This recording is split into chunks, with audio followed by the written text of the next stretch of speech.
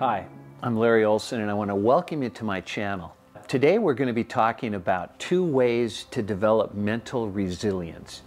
And those of you who've been watching before, I've talked about developing mental performance.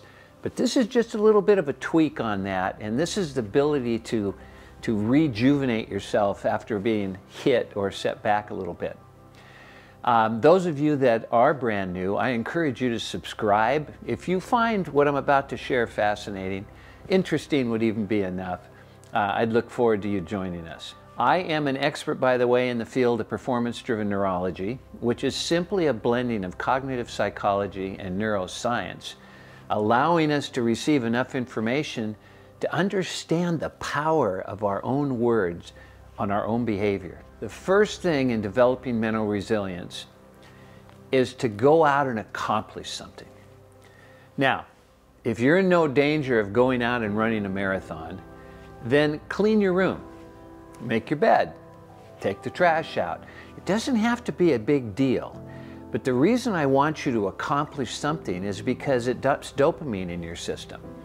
And it's a reward center that alerts our subconscious mind, that individual that is going about their whole existence to make sure we keep getting not what we want, but what we think about.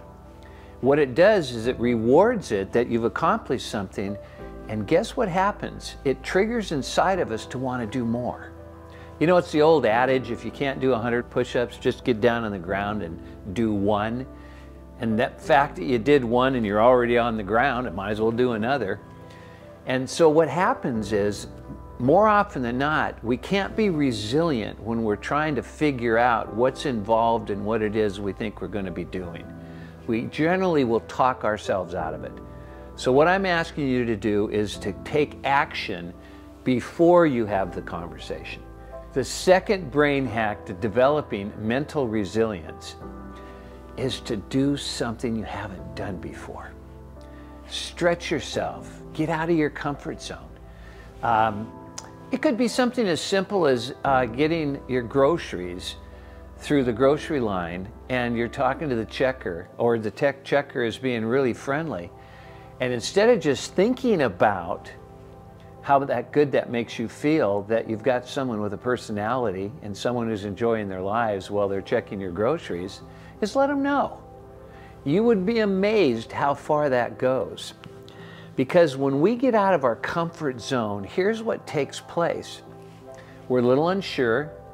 We may not do well. But what happens is we get evidence now that supports the fact that we stretched ourselves to begin with. And you know, I would not be talking to you right now if I wasn't willing to get out of my comfort zone.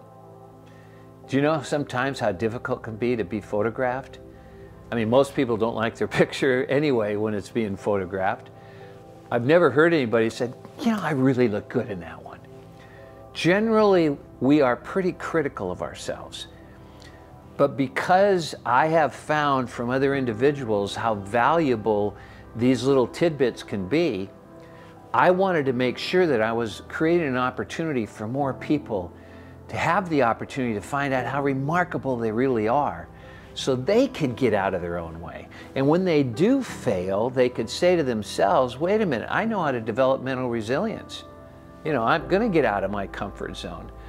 I am going to be the type of individual that looks forward to new opportunity and seeks it with enthusiasm and excitement, as opposed to, well, what happened the last time I tried that? You know, our brain is amazing. It's going to protect us. And unfortunately, it stores sometimes more of the negative information than it does of the positive. Because typically the positive information isn't going to hurt us if it happens again, but the negative will. So I'm going to keep track of that. So the next time the opportunity presents itself, I may hear that voice say, are you sure you want to do this? And believe me, that's not going to create mental resilience. So I want to thank you again for all the choices that you have out there, and you chose to watch this. And those of you again who like this, give us a like. And if you haven't subscribed yet, I'd really appreciate it if you join the community. Have a most wonderful day practicing resilience.